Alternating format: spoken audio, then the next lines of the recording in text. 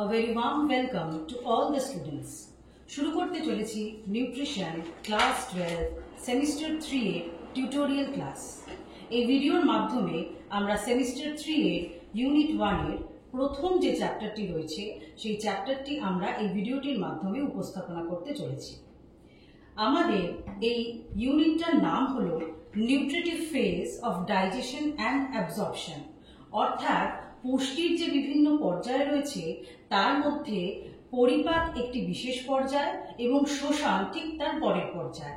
আমরা এই ইউনিটটিতে আলোচনা করব পরিপাক এবং শোষণ নামক এই দুটি পুষ্টির পর্যায়। তো পরিপাক কথাটা যখন এলো, আমরা সবাই ছোটবেলা থেকে এটা পড়াশোনা করে জেনেছি যে খাদ্য আমাদের শক্তি দেয়। এটা আমরা সবসময় পড়েছি বা জেনেছি। তাহলে এই খাদ্য কিভাবে শক্তি দেয়? ধরে নাও আমরা খেলাম রুটি বা ভাত, রক্তে নিশ্চয়ই এই রুটি বা ভাত ঘুরে বেড়ায় না, তার আরো অনেক ক্ষুদ্র বা ক্ষুদ্রতম রূপ রক্তে আমরা পাই। তাহলে এই যে পরিবর্তন, এই পরিবর্তনটাই কিন্তু অ্যাকচুয়ালি আমাদের ডাইজেশন বা পরিপাক, এই যে ফেজটি এবং তারপর শোষণ, তার মাধ্যমে রক্তে আসছে। এবারে আসি, তাহলে কিভাবে ভাঙে? এই যে ভাঙার যে পদ্ধতি, খাওয়ার যে ভাঙছে, এই ভাঙার পদ্ধতিটি হলো পরিপাক। এবং এই পরিপাক পদ্ধতিটি বিভিন্ন ধাপে আস্তে আস্তে ঘটে চলে এবং প্রত্যেকটি ধাপে প্রয়োজন হয় বিভিন্ন পরিপাকীয় রসের, যারা পাচনতন্ত্রের অন্তর্গত। এই যে পাচক রসগুলি ক্রিয়া করে তাদের মধ্যে রয়েছে অসংখ্য উৎসেচক এবং সেই উৎসেচকগুলির দ্বারাই কিন্তু এই বৃহৎ অণু খাদ্যটি আস্তে আস্তে ভেঙে গিয়ে ক্ষুদ্রতম অণুতে রূপান্তরিত হয় এবং তারপরে সেটি শোষিত হয়ে রক্তে যায়। তাহলে আমরা তো এটুকু বুঝলাম যে খাবারটা ভাঙছে, ভেঙে বৃহৎ একটি অণু থেকে ছোট্ট একটি অণুতে রূপান্তরিত হচ্ছে।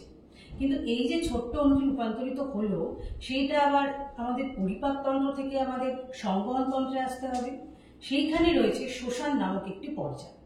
এবার রক্তে এই যে ক্ষুদ্রতম খাবারের অণুটি পৌঁছে গেল, রক্তের মাধ্যমে সেটি চলে যাবে দেহের প্রত্যেকটি জীবিত কোষে এবং কোষের মধ্যে গিয়ে আরো যে ঘটনাটি ঘটবে তাকে বলা হয় বিপাক ক্রিয়া। অর্থাৎ এই খাদ্যটি আরো ভাঙবে এবং ভাঙার ফলে শক্তি উৎপাদন হবে। এই যে কথাটা আমি বললাম বিপাক ক্রিয়া, এই বিপাক ক্রিয়াই কিন্তু আসলে এই পুরো পদ্ধতিটি। এই যে বিপাক ক্রিয়া ঘটবে, ঠিক পরিপাকের মতনও কিন্তু এই বিপাক ক্রিয়াটি ঘটবে ধাপে ধাপে এবং প্রত্যেকটি ধাপে আবারও প্রয়োজন হবে উৎসেচক। তাহলে আমি এতক্ষণ ধরে যা বললাম, অর্থাৎ পরিপাক হলো ধাপে ধাপে, বিপাক হলো ধাপে ধাপে এবং প্রত্যেকটি ধাপে প্রয়োজন হচ্ছে আমাদের উৎসেচকের। তাহলে উৎসেচক নিয়ে যখন এত কথা হচ্ছে, আমরা চলে যাচ্ছি আমাদের চ্যাপ্টার 1, যেখানে আমরা জানবো এই উৎসেচক সম্বন্ধে বা এনজাইমস কি কাজ করে সেটা আমরা জানবো। তাহলে আমাদের চ্যাপ্টার 1 হলো biochemical and biophysical aspects in nutrition. এখানে প্রথমেই আমরা জানবো উৎসেচক ব্যাপারটা কি। না, উৎসেচক প্রত্যেকটা জীবিত কোষ থেকে নিঃসৃত হয়। তারা হলো মূলত রাসায়নিকভাবে যদি আমি দেখতে যাই, তারা হলো প্রোটিনধর্মী অনুঘটক এবং তারা কি করছে? বিক্রিয়ার হারকে নিয়ন্ত্রণ করছে, বিক্রিয়ার হারকে ত্বরান্বিত বা মন্দীভূত করছে এবং বিক্রিয়ার শেষে তারা নিজেরা কিন্তু অপরিবর্তিত থেকে যাচ্ছে। তাহলে আমরা দেখে নেব এবারে এই স্লাইডটির মাধ্যমে যে তাহলে এনজাইম বা উৎসেচক কিভাবে তারা ক্রিয়াতে কাজ করে। আমরা এই ছবিটার মাধ্যমে দেখতে পাচ্ছি যে উৎসেচক, যেটাকে আমরা ই দিয়ে বলেছি এখানে, তার সঙ্গে কার বিক্রিয়া হচ্ছে? তার সঙ্গে বিক্রিয়া হচ্ছে বিক্রিয়কের, যাকে আমরা বলছি সাবস্ট্রেট। এবং এর ফলাফল কি হলো? এর ফলাফল হলো উৎসেচক এবং বিক্রিয়কের একটি কমপ্লেক্স তৈরি হয়, এনজাইম সাবস্ট্রেট কমপ্লেক্স। এবং এই কমপ্লেক্সটি আলটিমেটলি যেটা তৈরি করে তাকে আমরা বলি বিক্রিয়াজাত পদার্থ বা প্রোডাক্ট বা নিউ প্রোডাক্ট। এবং আমরা শেষে দেখতে পাচ্ছি কি না, শুরু হয়েছিল এনজাইম ই দিয়ে অর্থাৎ উৎসেচক, এবং বিক্রিয়ার শেষেও কিন্তু আমরা সেই একই এনজাইম ই পাচ্ছি। অর্থাৎ বিক্রিয়ার শেষে এই যে উৎসেচক বা এনজাইম সম্পূর্ণ অপরিবর্তিত থেকে যাচ্ছে। ঠিক এইভাবে উৎসেচকগুলো আমাদের দেহের মধ্যে ক্রিয়া করে। তাহলে এইবারে আমরা আরেকটু ডিটেলে যাচ্ছি যে কিভাবে ঘটনাটা ঘটছে। কিন্তু এই ঘটনাগুলো ঘটার জন্য উৎসেচকটা কিরকম ভাবে কাজ করে সেটা জানার আগে আমাদের জানতে হবে যে উৎসেচকের কিছু কিছু বৈশিষ্ট্য রয়েছে, অর্থাৎ characteristic features of enzymes. Enzymes বা উৎসেচক আমি যদি তার গঠনগত প্রকৃতি দেখি, তাহলে গঠনগতভাবে স্ট্রাকচারালি এটা কিন্তু প্রোটিন কোলয়েড, এবং সেই প্রোটিনটি হতে পারে খুব সরল একটি প্রোটিন, সিম্পল প্রোটিন, অথবা হতে পারে যুগ্ম প্রোটিন বা কনজুগেটেড প্রোটিন। এবার চলে আসছি দ্বিতীয় বৈশিষ্ট্যে, তার ক্যাটালিটিক প্রপার্টি অর্থাৎ অনুঘটকীয় বৈশিষ্ট্য। যে কোনো উৎসেচক বিক্রিয়ার হারকে পরিবর্তন করতে পারে, এবং যদি বিক্রিয়ার হারকে সে পরিবর্তন করতে চায়, সে কিন্তু যে কোনো বিক্রিয়ার হারকে পরিবর্তন করতে পারবে না। নির্দিষ্ট উৎসেচক নির্দিষ্ট কোনো জৈব রাসায়নিক বিক্রিয়াকেই কিন্তু নয় ত্বরান্বিত বা মন্দীভূত করতে পারে তার বিক্রিয়ার হারকে। অর্থাৎ এই যে নির্দিষ্টতা, এটা কিন্তু ভীষণ রকমভাবে উৎসেচকের একটি বৈশিষ্ট্য, যে ক্যাটালিটিক প্রপার্টি। তারপরে আমরা চলে যাচ্ছি 3 নম্বর বৈশিষ্ট্যে, স্পেসিফিসিটি অর্থাৎ নির্দিষ্টতা। এই যে এক্ষুনি আমি বললাম যে নির্দিষ্ট জৈব রাসায়নিক বিক্রিয়াকেই সে তার হারকে নিয়ন্ত্রণ করতে পারবে। তো এক্ষেত্রে একটা উদাহরণ দিয়ে আমি বলতে চাই, মনে করা হলো যে মল্টোজ একটি দ্বিশর্করা। সেই দ্বিশর্করা মল্টোজের উপর একমাত্র কিন্তু মল্টেজ নামক উৎসেচকই ক্রিয়া করতে পারবে, এবং ক্রিয়া করে সে দুটি অণু গ্লুকোজ দেবে।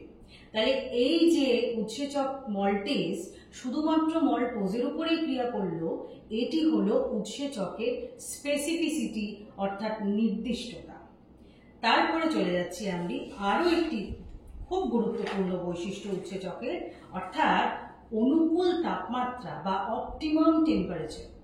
প্রত্যেকটি উৎসেচক কিন্তু নির্দিষ্ট তাপমাত্রায় সর্বাধিক ক্রিয়াশীল হয়।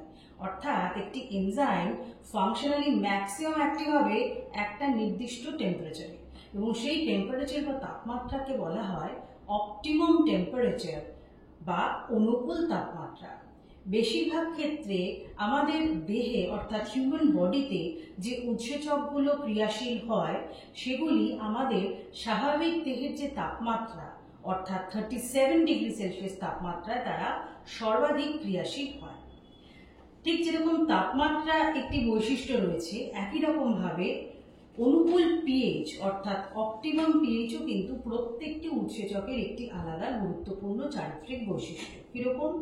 প্রত্যেকটি উৎসেচক নয় একটি নির্দিষ্ট ক্ষারীয় মাত্রায় অথবা অ্যাসিডিক মাত্রায় সে সর্বাধিক ক্রিয়াশীল হয়। আমি যদি উদাহরণ দিয়ে বলি যে পেপসিন নামক উৎসেচক, যেটা পাকরস থেকে ক্ষরণ হচ্ছে, সেটি অত্যন্ত অ্যাসিডিক মিডিয়াম অম্ল মাধ্যমে সে কিন্তু খুব ভালো কাজ করে। পিএইচ 1.5 থেকে 1.6 আমরা স্লাইডে দেখতে পাচ্ছি। অর্থাৎ অত্যন্ত অ্যাসিডিক মাধ্যমে এটা খুব ভালো কাজ করে। কিন্তু কোনো কারণে যদি পিএইচ এর মাত্রা এটা মেনটেন না হয়, তার থেকে যদি বেড়ে যায়, যদি ক্ষারীয়র দিকে যেতে থাকে, তাহলে কিন্তু এই পেপসিন নামক উৎসেচকটি সেরকম ভালো আর কাজ করতে পারবে না।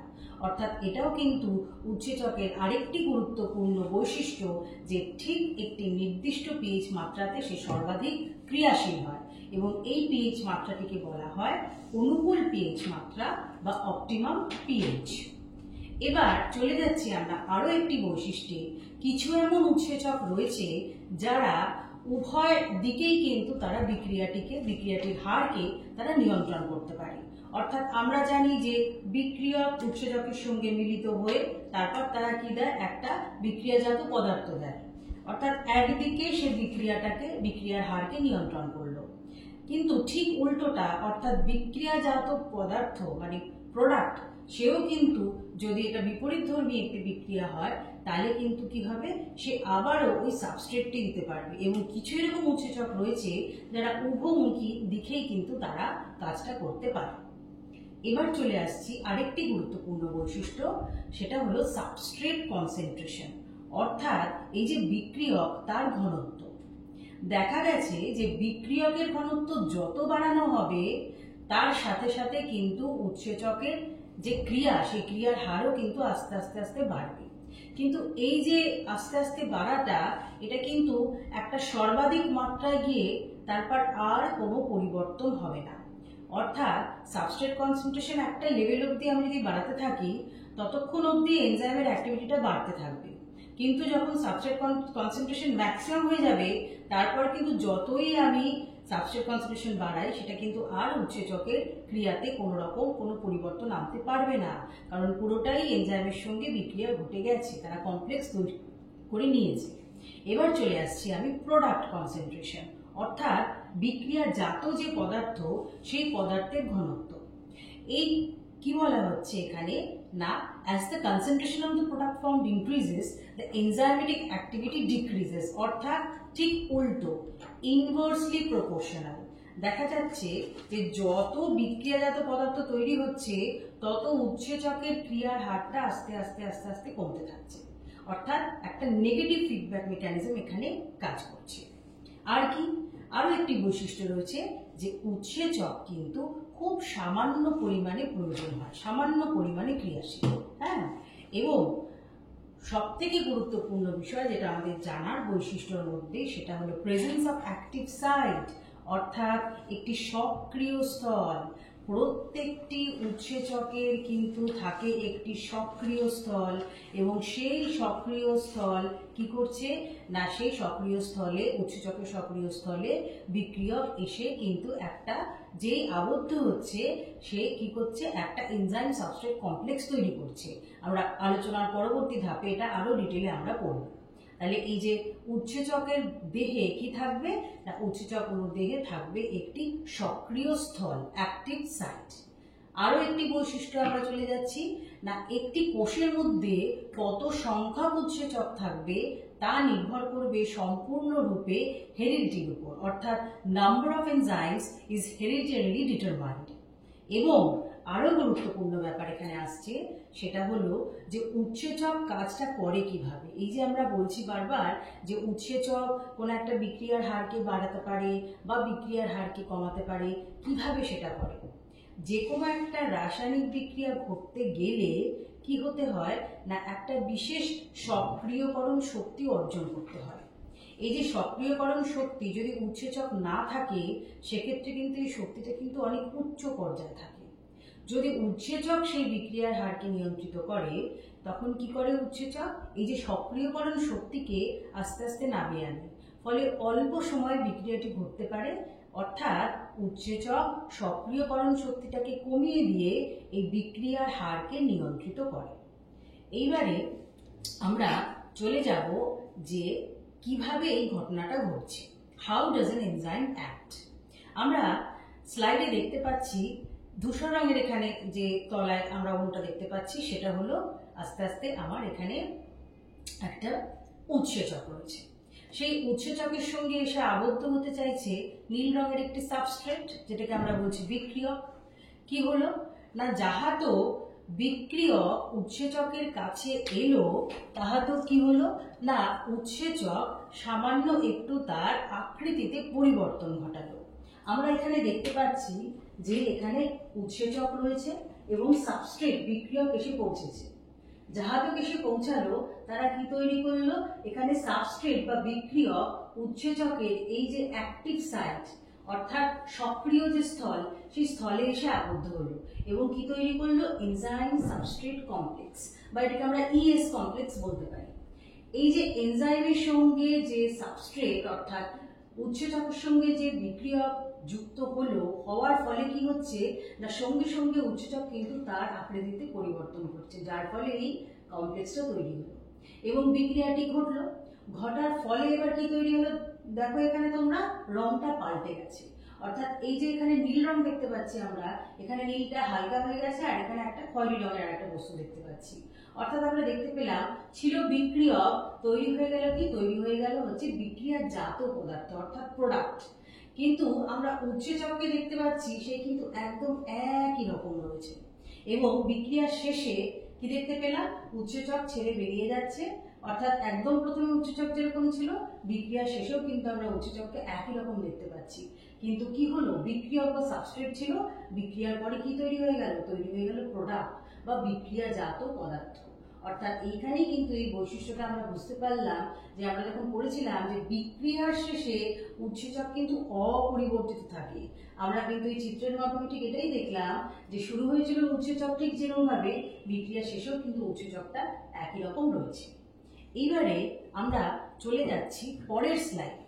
সেখানে আমরা দেখতে পাচ্ছি, দেখো এখানে আমরা অনেক উঁচুতে একটা এই নীল একটা লাইন আমরা দেখতে পাচ্ছি এবং ঠিক তার নিচে আরেকটা লাল আমরা গ্রাফের লাইন দেখতে পাচ্ছি। একটু আগে আমি বলেছিলাম যে একটা উৎসেচকের সঙ্গে বিক্রিয়ক যখন বিক্রিয়া করে উৎসেচক এবং বিক্রিয়ক কমপ্লেক্স তৈরি করে, ইএস কমপ্লেক্স, সেটা তৈরি হতে গেলে একটা লেভেলের শক্তিটাকে নাবিয়ে আনে উৎসেচক।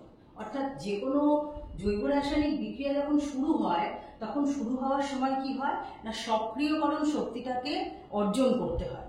যদি উৎসেচক ব্যবহৃত হয় তাহলে এই সক্রিয়করণ শক্তিটা অনেকটা নিচে নেমে আসে, ফলে কি হয়, খুব তাড়াতাড়ি এই বিক্রিয়াটি ঘটে। অর্থাৎ উৎসেচকের দ্বারা একটি জৈব রাসায়নিক বিক্রিয়ার যে সক্রিয়করণ শক্তি অর্থাৎ অ্যাক্টিভেশন এনার্জি, সেটা আমরা দেখতে পাচ্ছি অনেকটা উচ্চ ছিল, সেটা উৎসেচক ব্যবহারের ফলে কোথায় চলে এসেছে? নিচে চলে এসেছে এবং খুব তাড়াতাড়ি বিক্রিয়াটি ঘটে। ছিল সাবস্ট্রেট অর্থাৎ বিক্রিয়ক, তৈরি হয়ে গেল কি? প্রোডাক্ট। তাহলে এর মাধ্যমে আমরা জানতে পারলাম যে উৎসেচক কি করছে, কোনো বিক্রিয়ার সক্রিয়করণ শক্তিকে সে নাবিয়ে দিয়ে আস্তে আস্তে সে ত্বরান্বিত করছে মূল বিক্রিয়াটিকে। এবার আমরা কিছু মতবাদ দেখব। আমাদের সিলেবাস অনুযায়ী দুটি মতবাদ আমরা করতে চলেছি।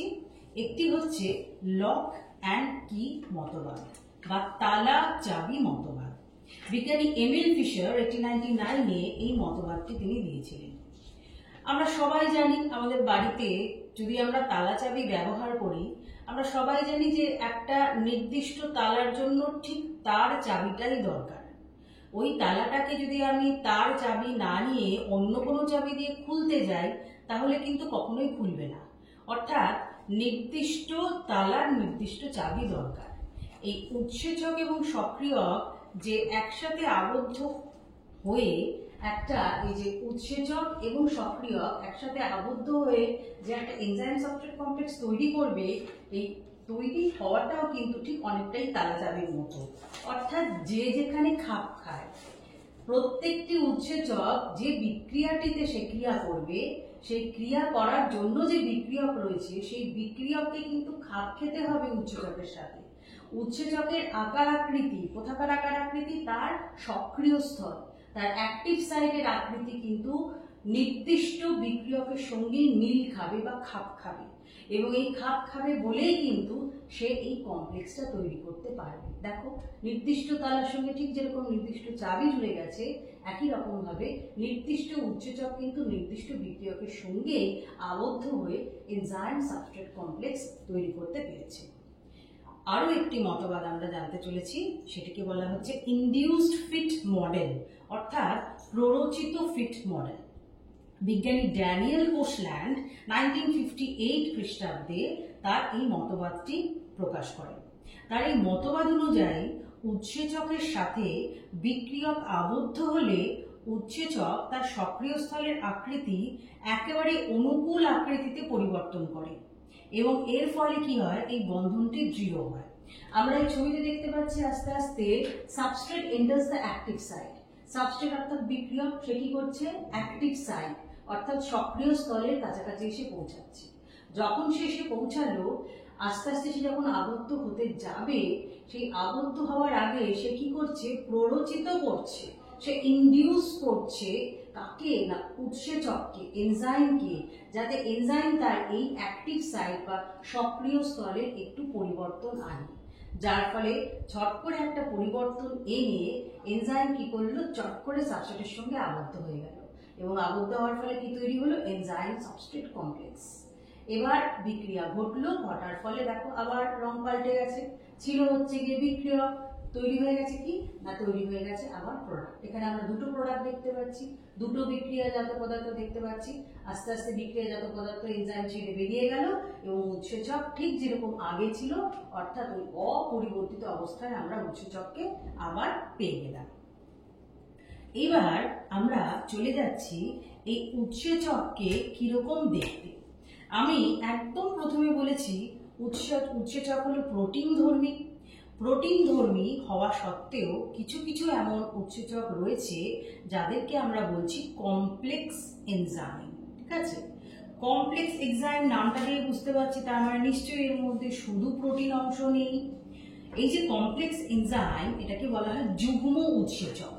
এই কমপ্লেক্স এনজাইম কি হচ্ছে না, কমপ্লেক্স এনজাইমের মধ্যে একটা প্রোটিন অংশ রয়েছে।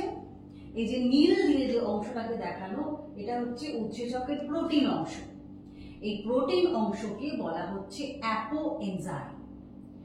এই প্রোটিন অংশের সঙ্গে আমরা দেখতে পাচ্ছি কি কিছু কিছু অন্যান্য অংশও দেখতে পাচ্ছি, সেগুলো হলো অপ্রোটিন অংশ। এবং এই অপ্রোটিন অংশকেই বলা হচ্ছে কোফ্যাক্টর। এই কোফ্যাক্টরটা হতে পারে কোনো জৈব অণু, অর্গানিক কোফ্যাক্টর, বিশেষ করে কোএনজাইম সেটাকে বলা হয়, হতে পারে কোনো ধাতব আয়ন, সেটাকে বলা হচ্ছে ইনঅর্গানিক কোফ্যাক্টর। এবার এই যে কোএনজাইম বা ইনঅর্গানিক কোফ্যাক্টর, অর্গানিক কোফ্যাক্টর যাই বলি না কেন, এরা হচ্ছে অপ্রোটিন অংশ। এই অপ্রোটিন অংশ এবং এই যে প্রোটিন অংশ নীল রঙের আমরা দেখতে পাচ্ছি অ্যাপো এনজাইম, এই দুটোকে একসাথে মিলিয়ে যে নাম দেওয়া হয় তার নাম হচ্ছে হলো এনজাইম। অর্থাৎ আমরা বলতে পারি হলো enzyme is equal to apo enzyme, সেটা হলো প্রোটিন পার্ট, এবং অপ্রোটিন পার্ট মানে কোফ্যাক্টর। এবার এই যে অপ্রোটিন পার্টটা, অপ্রোটিন অংশটা, সেই অংশটাকে আবার আমরা দুটো ভাবে ভাগ করতে পারি। কিরকম?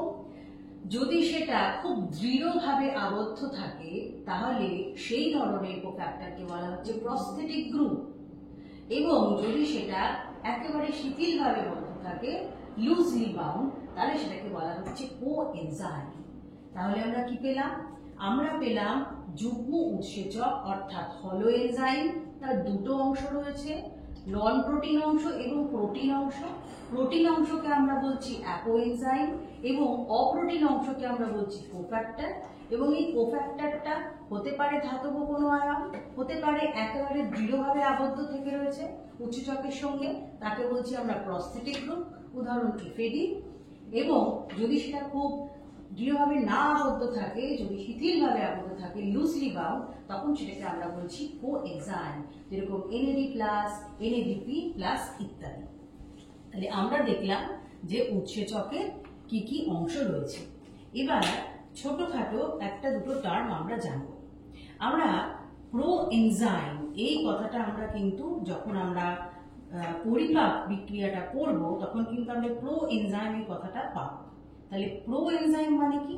প্রো মানে হচ্ছে যেটা আগে ঘটছে, আগের স্তর, পূর্ব স্তর, আমরা বলতে পারি প্রিকারসার। অর্থাৎ উৎসেচকের পূর্ব যে স্তর বা যে জৈব রাসায়নিক যৌগ থেকে একটা উৎসেচক তৈরি হবে, সেই পূর্ব স্তরটাকেই বলা হচ্ছে প্রোএনজাইম। এবং বিশেষ জৈব রাসায়নিক পরীক্ষার দ্বারা, কোনো পেপটাইড বন্ধনী ভাঙনের দ্বারা বা কোনো রকম গঠনগত বিক্রিয়ার পরিবর্তন দ্বারা সে কি তৈরি হচ্ছে? একটা উৎসেচক তৈরি হচ্ছে। এই প্রসঙ্গে অবশ্যই বলে রাখা দরকার, উৎসেচক কিন্তু সক্রিয়, সে কিন্তু বিক্রিয়ার হারকে পরিবর্তন করতে পারে, কিন্তু এই যে প্রোএনজাইম, হ্যাঁ, সেই প্রোএনজাইম কিন্তু অর্থাৎ উৎসেচকের পূর্বস্তর, সে কিন্তু সক্রিয় নয়, সে হচ্ছে নিষ্ক্রিয়। তাহলে এই যে নিষ্ক্রিয় প্রোএনজাইম, তার থেকে তৈরি হচ্ছে সক্রিয় এনজাইম। এখানে কয়েকটা উদাহরণ দিয়ে বোঝানো রয়েছে। দেখো, আমরা প্রোটিনের পরিপাকের সময় আমরা পেপসিন নামটা পাবো। এই যে পেপসিন উৎসেচক, এটা কিন্তু সক্রিয় উৎসেচক, কিন্তু এ কিন্তু সক্রিয় অবস্থায় কিন্তু পরিণত হয়নি। পাক রসে যে পেপসিন রয়েছে তার পূর্বস্তর কি না পেপসিনোজেন রূপে ক্ষরণ হচ্ছে, এবং এই পেপসিনোজেন কিন্তু ইনঅ্যাক্টিভ। ইনঅ্যাক্টিভ মানে হচ্ছে সে কিন্তু নিষ্ক্রিয়। এই নিষ্ক্রিয় পেপসিনোজেনকে সক্রিয় HCl হাইড্রোক্লোরিক অ্যাসিড কি করছে না সক্রিয় পেপসিনে রূপান্তর করছে। তাহলে পেপসিনের যে উৎসেচকের পূর্বস্তর সেটি হলো কি পেপসিনোজেন, পেপসিনের পূর্বস্তর পেপসিনোজেন। একই রকম ভাবে এখানে আরো অসংখ্য উদাহরণ দেওয়া রয়েছে, যেমন রেনিনের পূর্বস্তর প্রোরেনিন, তাহলে প্রোরেনিন হলো প্রোএনজাইম, ট্রিপসিনোজেন ও প্রোএনজাইম, এটি নিষ্ক্রিয়। এন্টেরোপেপটাইডেজ উৎসেচকের সাহায্যে অগ্নাশয় রসের ট্রিপসিনোজেন রূপান্তরিত হয়ে যাচ্ছে সক্রিয় ট্রিপসিনে, এবং এই সক্রিয় ট্রিপসিন কি করছে আরো অনেকগুলি প্রোএনজাইমকে তাদের প্রোএনজাইম নিষ্ক্রিয় রূপ থেকে তাদের সক্রিয় এনজাইম রূপে রূপান্তর করছে। যেমন ট্রিপসিন কি করছে কাইমোট্রিপসিনোজেন নিষ্ক্রিয়, তার থেকে তৈরি করলো কি কাইমোট্রিপসিন। আবার প্রোকার্বক্সিপেপটাইডেজ এটাও নিষ্ক্রিয়, তার থেকে কি তৈরি করলো কার্বক্সিপেপটাইডেজ। এরকম আরো অসংখ্য উদাহরণ দেওয়া যায়, এখানে জাস্ট দুটো তিনটে কয়েকটা উদাহরণ দিয়ে বোঝানো রয়েছে যে এই প্রোএনজাইম ব্যাপারটা কি না প্রোএনজাইম হলো উৎসেচকের পূর্বস্তর এবং সেটি নিষ্ক্রিয় প্রোএনজাইম থেকে সক্রিয় প্রোএনজাইমে নিয়ে যায় সক্রিয়ক। এখানে আমরা দুটো সক্রিয়ক দেখলাম, একটি হলো হাইড্রোক্লোরিক অ্যাসিড আর একটি হলো এন্টেরোপেপটাইডেজ, আরো একটি দেখলাম সেটি হলো ট্রিপসিন। তাহলে এটা হলো প্রোএনজাইম।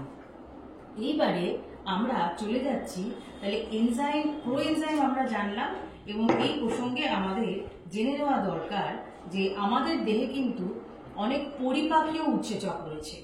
পরিপাকীয় উৎসেচক বিশেষ করে যারা পরিপাকে সাহায্য করছে, আমাদের পরিপাকে যারা সাহায্য করছে, মূলত পরিপাক কাদের প্রয়োজন হয় না আমরা জানি শর্করা, প্রোটিন এবং ফ্যাটের প্রয়োজন হয়। তাহলে শর্করা ভাঙে যে উৎসেচক তাকে বলা হচ্ছে অ্যামাইলোলাইটিক উৎসেচক, প্রোটিন ভাঙে যে উৎসেচক তাকে বলা হচ্ছে প্রোটিওলাইটিক উৎসেচক, এবং লিপিড অর্থাৎ ফ্যাট বা স্নেহ পদার্থ ভাঙে যে উৎসেচক তাকে বলা হচ্ছে লাইপোলাইটিক উৎসেচক।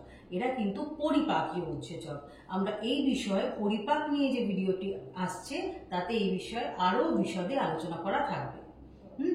আমরা এইবারে চলে যাচ্ছি যে উৎসেচককে আমরা কিভাবে নামকরণ বা কি কি নামে আমরা জানি। হ্যাঁ, উৎসেচকের নামকরণ বা উৎসেচকের শ্রেণীবিভাগ দিয়েই আমরা বুঝতে পারবো। International union of molecular biology তাদের তরফ থেকে উৎসেচকের বিভিন্ন শ্রেণীবিভাগ করা হয়েছে, এবং এই শ্রেণীবিভাগগুলো কিভাবে করা হয়েছে না তাদের কাজ অনুযায়ী তাদেরকে এই শ্রেণীবিভাগটা করা হয়েছে। এখানে আমরা দেখতে পাচ্ছি 7 রকমের আলাদা আলাদা নাম: অক্সিডোরিডাকটেন্স, ট্রান্সফারেজ, হাইড্রোলেজ, লাইএস, আইসোমারেজ, লাইগেজেস আর ট্রান্সলোকেজ।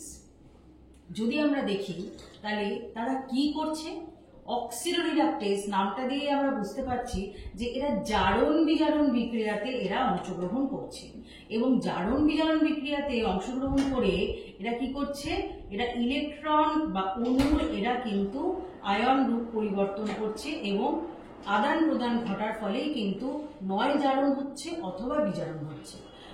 উদাহরণস্বরূপ আমরা কি বলতে পারি না ডিহাইড্রোজেনেজ বা অক্সিডেজ যে উৎসেচকগুলি সেগুলো কি করবে না এই অক্সিডোরিডাকটেজ এই গ্রুপের মধ্যে পড়ছে। তারপরে আমরা চলে যাচ্ছি 2 নম্বর শ্রেণীবিভাগ, যার নাম হচ্ছে কি ট্রান্সফারেজ। দেখো ট্রান্সফারেজ কথাটার মধ্যে ট্রান্সফার কথাটা লুকিয়ে রয়েছে।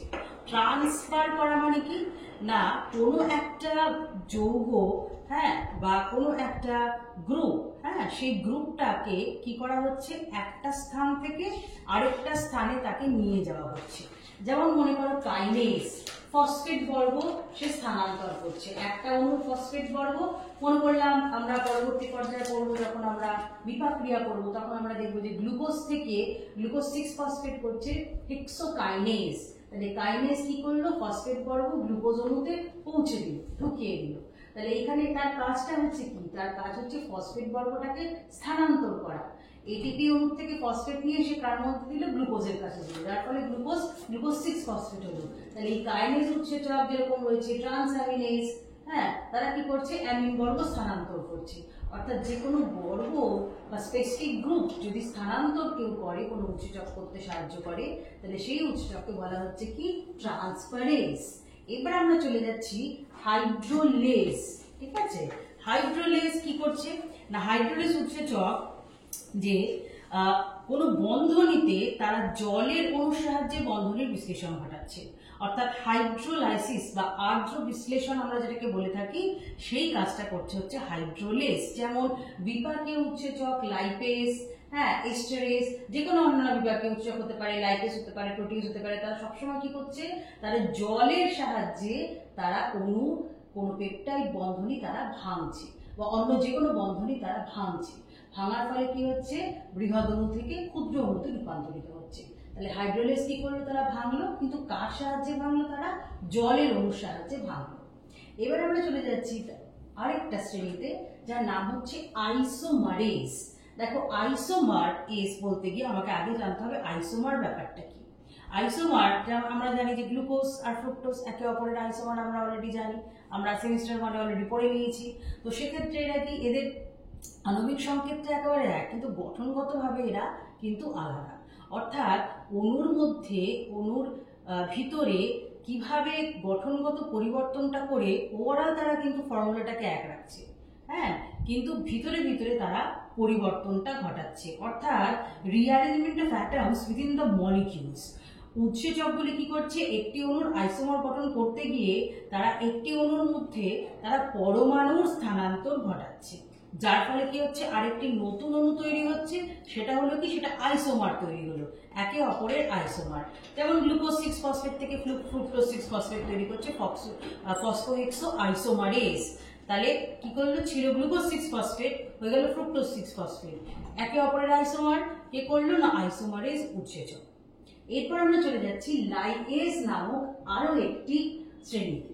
লাইগেজ কি করছে না, লাইগেজ তারাও কিন্তু ভাঙছে, কিন্তু এদের কিন্তু ওই হাইড্রোলেজের মতন কোন রকম জলের অণুর প্রয়োজন হচ্ছে না। হাইড্রোলেজ জল অণু নিয়ে যেরকম ভাঙছিল, এরাও ভাঙছে, কিন্তু এদের জলের যেহেতু প্রয়োজন হচ্ছে না, তাই এখানে বলা হয়েছে নন হাইড্রোলাইটিক রিমুভাল অফ গ্রুপ, অর্থাৎ জল অণু ছাড়া এরা বৃহৎ অণুর ভাঙন ঘটাচ্ছে এবং ক্ষুদ্র অণু তারা তৈরি করছে, যেমন অ্যালডোলেস, ডিকার্বক্সিলেস, এই উৎসেচকগুলো আমরা পড়ব। এই শ্রেণীর মধ্যে একদম শেষে আমরা দেখতে পাচ্ছি লাইগেজ। এদেরকে আগে সিনথেটেজ বলা হতো।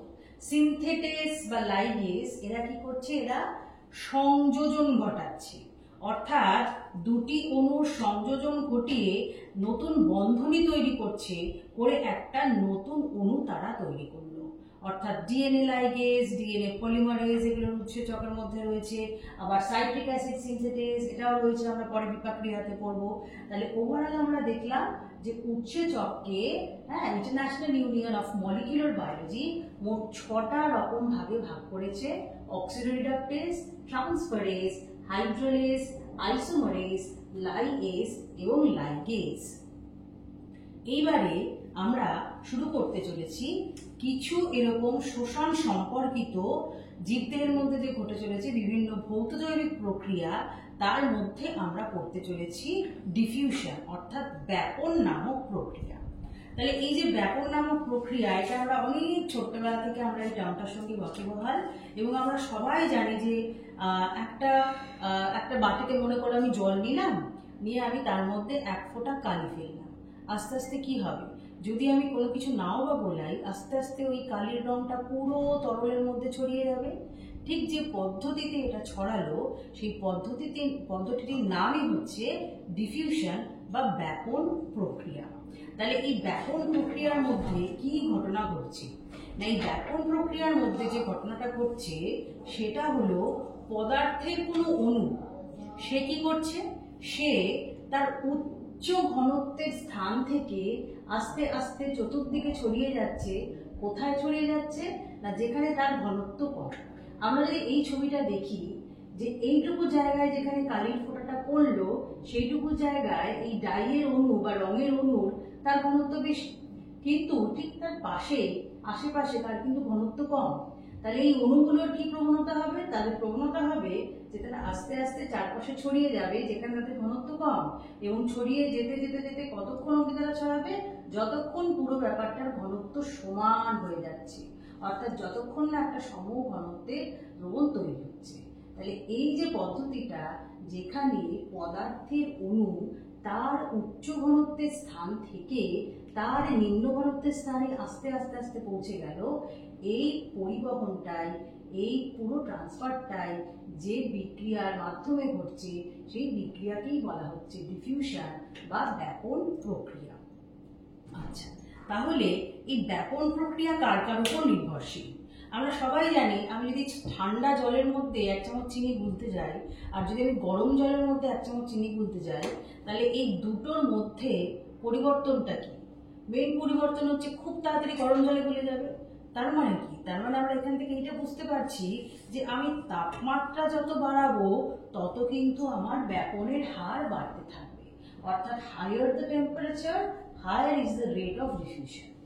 আবার দেখো, সারফেস এরিয়াও যত বাড়বে ততও কিন্তু এই ব্যাপনের হার আরও বাড়বে। এবার মনে করো আমি জলের মধ্যে চিনি গুলতে চাইছি আর অলরেডি চিনি গোলা শরবতের মধ্যে চিনি গুলতে চাইছি। আমরা সবাই জানি যে জলের মধ্যে তাড়াতাড়ি গলে যাবে। অর্থাৎ যদি তরলের ঘনত্ব বেশি হয় তাহলে কিন্তু খুব তাড়াতাড়ি গুলবে না, কিন্তু তরলের ঘনত্ব যদি কম হয় তাহলে কিন্তু খুব তাড়াতাড়ি ব্যাপনের হারটা হবে। অর্থাৎ এই যে ঘনত্বের যে নতিমাত্রা, সেই ঘনত্বের নতিমাত্রার পার্থক্য যত বেশি হবে, কনসেন্ট্রেশন গ্রেডিয়েন্ট যত বেশি হবে, তত তাড়াতাড়ি ব্যাপন ক্রিয়াটা হবে। এবার চলে আসছি অণুর আয়তন বা অণুর আকৃতি, আকার কতটা বড়। যদি অণুর আকার বড় হয় তাহলে কিন্তু এই ব্যাপনের হারটা খুব ধীর গতিতে হবে, কিন্তু অণুর বা সাইজ অফ পার্টিকেল যদি ছোট্ট হয় তাহলে খুব তাড়াতাড়ি কিন্তু গুলে যাবে। আমি একটু অন্যরকমভাবে উদাহরণটা দেবো। যদি মনে করেন আমি বড় একটা চিনির কিউব নিলাম, সেটা যদি আমি গুলতে যাই জলের মধ্যে তাহলে কিন্তু তাড়াতাড়ি গুলবে না, কিন্তু চিনিটাকে যদি আমি খুব মিহি করে নিই এবং জলের মধ্যে যদি গুলতে চাই তাহলে কিন্তু খুব তাড়াতাড়ি গুলে যাবে। তাহলে এটাই কিন্তু যে সাইজ অফ পার্টিকেল যত স্মল হবে তত ডিফিউশন বা ব্যাপন ক্রিয়া ততটাই তাড়াতাড়ি হবে। এবং আসছি আমি কোন মাধ্যমে এই ব্যাপন ক্রিয়াটা ঘটছে। যদি এটা সলিড মাধ্যম হয়, কঠিন মাধ্যম হয়, তাহলে কিন্তু খুব ধীর গতিতে হবে।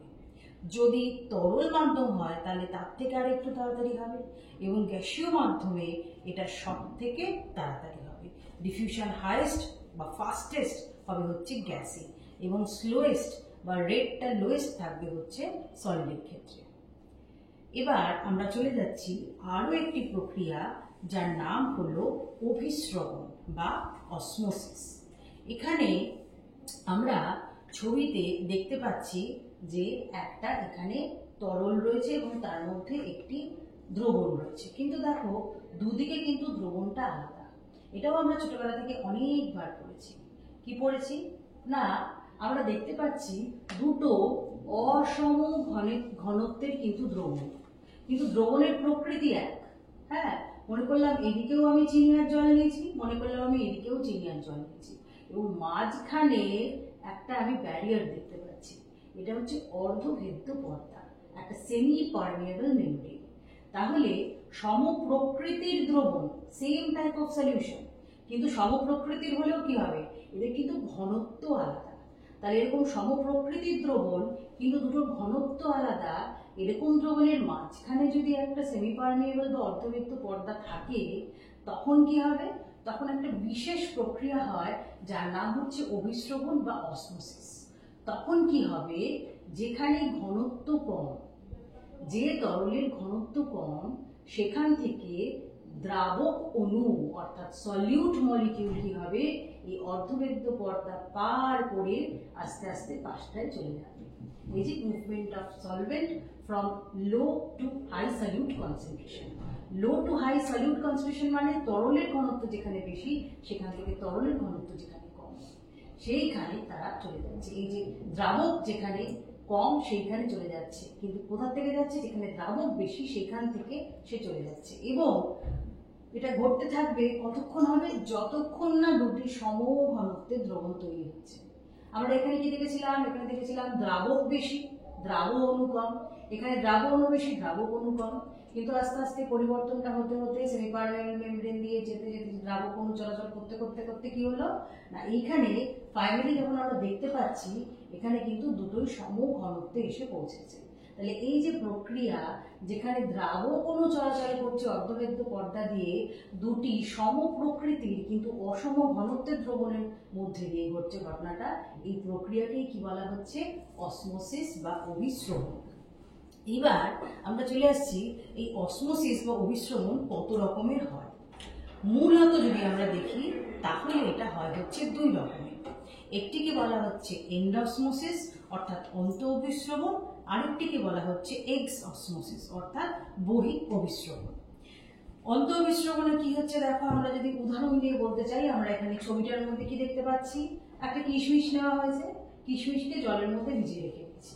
আমরা ছোটবেলা থেকে বাড়িতে অনেকবার করেছি বা দেখেছি যে যেই কিশমিশ আমরা জলে ভিজিয়ে রাখি খানিকক্ষণ বাদে কিশমিশগুলো ফুলে ওঠে। এই যে ঘটনাটা ঘটলো এটা কিন্তু অন্ত অভিস্রবণ ছাড়া কিছুই না, এন্ডসমোসিস।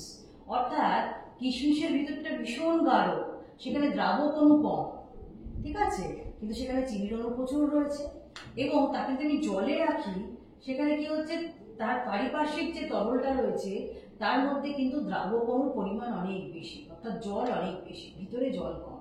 তাহলে কি করবে, তার যে চামড়াটা সেটা অর্ধবৃত্ত পর্দা রূপে কাজ করবে।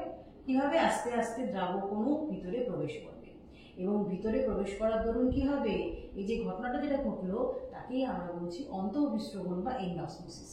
এবং এর ফলে কি হবে, যে কোনো কোষ ফুলে ফেপে ওঠে, ঠিক আছে।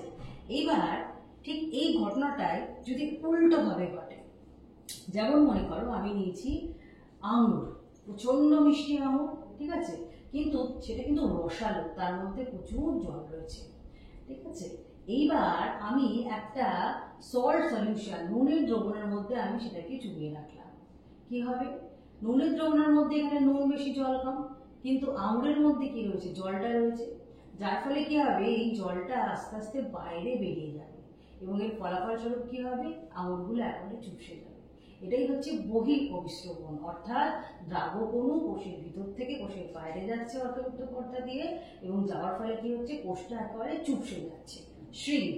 হ্যাঁ, তাহলে এই দুটো হচ্ছে মূল প্রকার অভিস্রবণের। একটিকে বলা হচ্ছে এন্ডসমোসিস অন্ত অভিস্রবণ, আরেকটিকে বলা হচ্ছে বহিঃ অভিস্রবণ বা এক্সসমোসিস। এবার তাহলে ফলাফল কি হতে পারে অসমোসিস বা অভিস্রবণের? এখানে তিনটি আলাদা আমরা ঘটনা দেখতে পাচ্ছি। প্রথমটিকে বলা হচ্ছে হাইপারটোনিক, মাঝেরটিকে বলা হচ্ছে আইসোটোনিক, এবং তার পরেরটিকে বলা হচ্ছে হাইপোটোনিক। আমরা যদি মাঝখানটা দিয়ে দেখি, আইসো কথাটার মানে হচ্ছে সমান, অর্থাৎ এই কোষগুলোর মধ্যে যা ঘনত্ব দ্রাবকের এবং কোষের বাইরে দ্রাবকের যা ঘনত্ব দুটোই সমান, যার ফলে ঠিক যতটা পরিমাণ জল ঢুকছে ঠিক ততটা পরিমাণই জল কিন্তু বেরিয়ে যাচ্ছে। অর্থাৎ দ্রাবক অণুর চলাচল কোষের মধ্যে যতটা হচ্ছে কোষের বাইরেও ঠিক ততটাই হচ্ছে। এর ফলে কি হচ্ছে, কোনো রকম পরিবর্তন কিন্তু হচ্ছে না কোষে। এই অবস্থাটাকে আমরা বলে থাকি ফ্ল্যাসিড, এবং এই পরিবেশটাকে বলা হয় আইসোটোনিক পরিবেশ। আইসো মানে সমান। এবার আমি চলে যাচ্ছি হাইপোটোনিক পরিবেশ, অর্থাৎ পরিবেশের বাইরে ঘনত্ব অনেক কম রয়েছে কিন্তু ভিতরে ঘনত্ব বেশি। তাহলে কি হচ্ছে না, জলের পরিমাণ যেহেতু ভিতরে কম রয়েছে, ভিতরে বেশি রয়েছে, তখন কি হবে, আস্তে আস্তে জলটা ভিতরের মধ্যে চলে যাবে। এবার এর ফলে কি হবে, এই যে অণুটা ফুলে ফেপে উঠবে। কেননা কি হচ্ছে না, ভিতরে জল কম বাইরে জল বেশি, তাহলে জলটা বাইরে থেকে আস্তে আস্তে ভিতরে ঢুকবে। হাইপো মানে কম, টোন মানে টোনিসিক থেকে এসছে। তাহলে এর ফলে কি হবে, কোষটা একেবারে ফুলে ফেপে যাবে এবং অনেক সময় ফেটেও যেতে পারে। এটাকে আমরা বলে থাকি টার্জিডিটি। কি হচ্ছে, দ্রাবক অণু চলাচল করছে, পরিবেশ থেকে ভিতরে জলটা ঢুকছে, অর্থাৎ এটা কিন্তু অন্ত অভিস্রবণই হলো। এবার ঠিক এর উল্টোটা যদি আমি দেখি, অর্থাৎ কোষের বাইরে দ্রাবক অণু কম রয়েছে, তার ফলে কি হচ্ছে, কোষের ভিতর থেকে জল সব আস্তে আস্তে বাইরে বেরিয়ে যাচ্ছে। এটা বহিঃ অভিস্রবণ প্রক্রিয়া হচ্ছে, যার ফলে কোষটা চুপসে যাচ্ছে। এটাকে বলা হয় প্লাসমোলিসিস, এবং এই যে কোষটা তৈরি হলো এটাকে বলা হচ্ছে প্লাসমোলাইজড কোষ। তাহলে অভিস্রবণের আমরা তিন রকম আলাদা আলাদা ফলাফল দেখলাম। একটা আইসোটোনিক ক্ষেত্রে, যেখানে জলের ভিতর থেকে বাইরে আসা এবং বাইরে থেকে ভিতরে যাওয়ার পরিমাণ সমান, কেননা দুই পাশেই কোষের দুই পাশেই দুটো পরিবেশেই কি রয়েছে, সম ঘনত্বের দ্রবণ রয়েছে।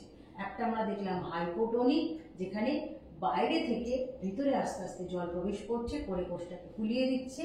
আরেকটা আমরা দেখলাম হাইপারটোনিক, এখানে আমরা কি দেখলাম, কোষের ভিতর থেকে জল বাইরে যাচ্ছে, কারণ বাইরে দ্রাবকের পরিমাণ কম, ভিতরে দ্রাবকের পরিমাণ বেশি ছিল, যার ফলে কি হচ্ছে, কোষ থেকে দ্রাবক অণু মানে জল বেরিয়ে গিয়ে কোষটাকে চুপসে দিচ্ছে। তাহলে আমরা এই তিনটে পড়লাম হচ্ছে অভিস্রবণের বিভিন্ন ফলাফল। এবার আমরা চলে যাচ্ছি আরো কয়েকটা খুব সহজ কিছু পদ্ধতিতে। কি কি রয়েছে না, সিম্পল ডিফিউশন অর্থাৎ সহায়ক, সিম্পল ডিফিউশন রয়েছে সহজ ব্যাপন, এবং তার সাথে রয়েছে ফ্যাসিলিটেটেড ডিফিউশন অর্থাৎ সহায়ক ব্যাপন পদ্ধতি। এবং একই সাথে আমরা দেখে নেব অ্যাক্টিভ এবং প্যাসিভ ট্রান্সপোর্ট অর্থাৎ সক্রিয় পরিবহন এবং নিষ্ক্রিয় পরিবহন। তাহলে প্রথমে আমি চলে আসি সহজ ব্যাপন প্রক্রিয়া। সহজ ব্যাপন প্রক্রিয়া একটু আগেই আমরা করলাম, সাধারণ যে ব্যাপন প্রক্রিয়া সেটাই হচ্ছে সহজ ব্যাপন প্রক্রিয়া। বিশেষ আলাদা করে কোনো রকম কোনো বাহক বা কিছু আমার প্রয়োজন হচ্ছে না। কিন্তু কিছু এমন ব্যাপন প্রক্রিয়া আমাদের দেহে ঘটে যেখানে কি দরকার না, কিছু বিশেষ প্রোটিন বাহক আমাদের দরকার, এবং ওই বাহকগুলোর দ্বারাই কিন্তু অণুগুলোর পরিবহন ঘটতে থাকে, যার জন্য সেই যে ব্যাপন প্রক্রিয়া তাকে বলা হয় কি, ফ্যাসিলিটেটেড ডিফিউশন অর্থাৎ তারা হচ্ছে সহায়ক ব্যাপন পদ্ধতি।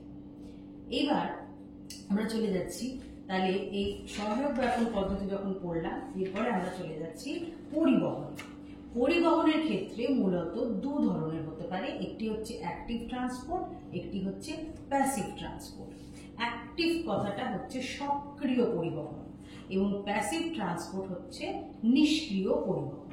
তাহলে এই যে সক্রিয় পরিবহন, কেন নামটা সক্রিয় দেওয়া হয়েছে? নামটা সক্রিয় এই কারণে দেওয়া হয়েছে কেননা আমরা ছবিতে দেখতে পাচ্ছি অণুগুলো কিন্তু আস্তে আস্তে কোষ পর্দা ভেদ করে ভিতরে প্রবেশ করেছে, কিন্তু এখানে কে রয়েছে? এখানে রয়েছে এটিপি, অর্থাৎ বিপাকীয় শক্তি খরচা করা হচ্ছে।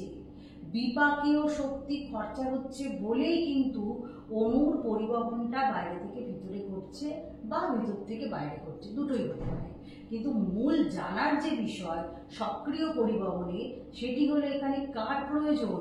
অবশ্যই এখানে বিপাকীয় শক্তি এটিপির প্রয়োজন। কিন্তু এটি যদি কোনো বিপাকীয় শক্তি ছাড়া ঘটে, যেমন এই তিনটের ক্ষেত্রে আমরা দেখতে পাচ্ছি এখানে কোনো এটিপি অণু নেই, অর্থাৎ এই যে পরিবহনগুলো হচ্ছে বিশেষ বাহক প্রোটিনের মাধ্যমে হতে পারে, বা খুব সহজভাবে এখানে ঘনত্ব বেশি এখানে ঘনত্ব কম অণুর, ফলে কি হচ্ছে, অণু সরাসরি ভিতরে চলে আসছে, যেটাকে আমরা বলছি সহজ ব্যাপন, সিম্পল ডিফিউশন।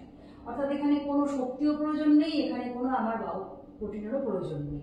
এটাও কিন্তু এক ধরনের নিষ্ক্রিয় পরিবহন। কেন নিষ্ক্রিয় প্যাসিভ বলা হচ্ছে? তার কারণটাই হচ্ছে যে এদের কোনো রকম বিপাকীয় শক্তির প্রয়োজন হলো না, যার জন্য এদেরকে কি বলা হচ্ছে? Passive transport. কিন্তু প্যাসিভ ট্রান্সপোর্টের একটি বিশেষ পদ্ধতি হচ্ছে কি, সহায়ক ব্যাপন পদ্ধতি, যেখানে কি হচ্ছে বিশেষ প্রোটিন ব্যবহার হচ্ছে। এই প্রোটিনগুলো দু তিন রকমের হতে পারে। কিরকম হতে পারে? ইন্টিগ্রাল প্রোটিন হতে পারে, চ্যানেল প্রোটিন হতে পারে, অথবা ট্রান্স মেমব্রেন প্রোটিন হতে পারে। ট্রান্স মেমব্রেন মানে এই যে সেল মেমব্রেন, কোষ যে পর্দা, সেই পর্দা বরাবর প্রোটিনটা রয়েছে, সে কি করছে, সহজে অণুগুলোকে বাইরে থেকে ভিতরে অথবা ভিতর থেকে বাইরে তারা নিয়ে যাচ্ছে, তার জন্য বলা হচ্ছে ট্রান্স মেমব্রেন প্রোটিন।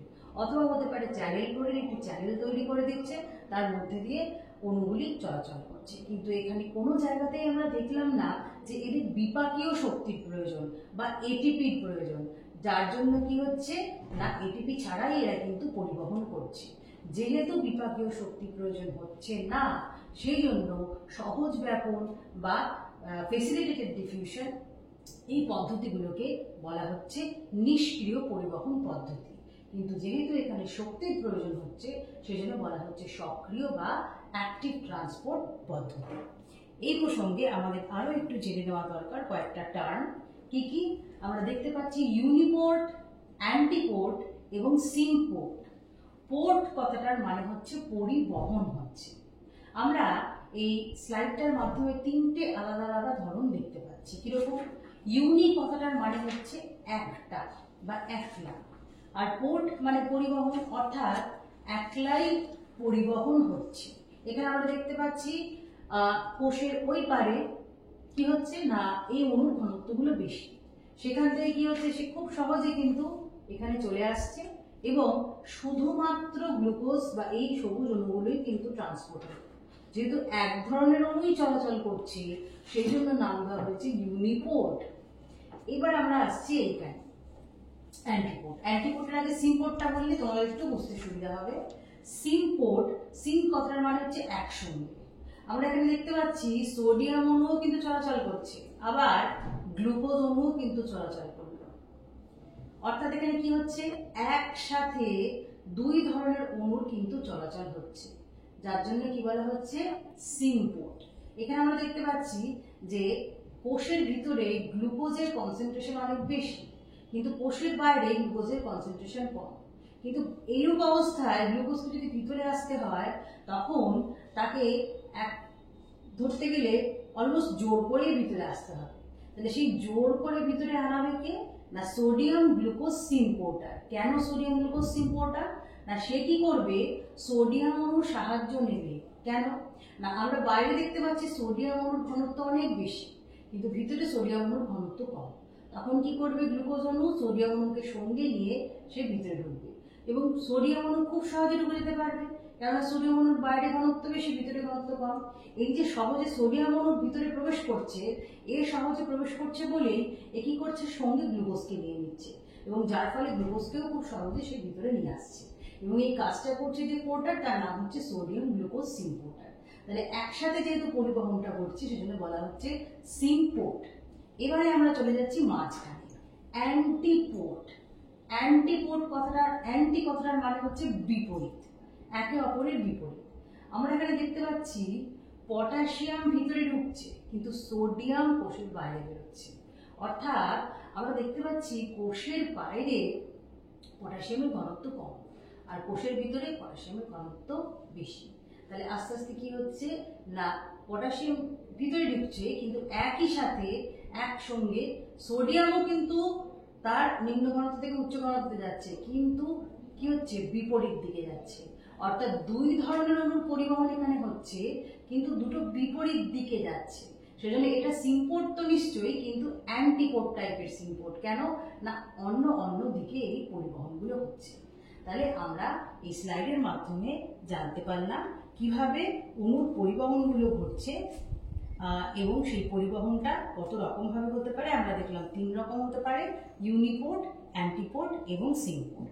তাহলে ওভারঅল আমি যদি সিনপসিস করি পুরো এই ভিডিওটার মাধ্যমে আমরা কি কি শিখলাম, পুরো এই ভিডিওর মাধ্যমে আমরা তাহলে আমাদের প্রথম যে চ্যাপ্টারটা রয়েছে অর্থাৎ পুষ্টিবিজ্ঞানের জৈব রাসায়নিক ও জৈব ভৌত দিক, সেই পুরো চ্যাপ্টারটা আমরা ভিডিওটার মাধ্যমে আমরা জানার চেষ্টা করলাম।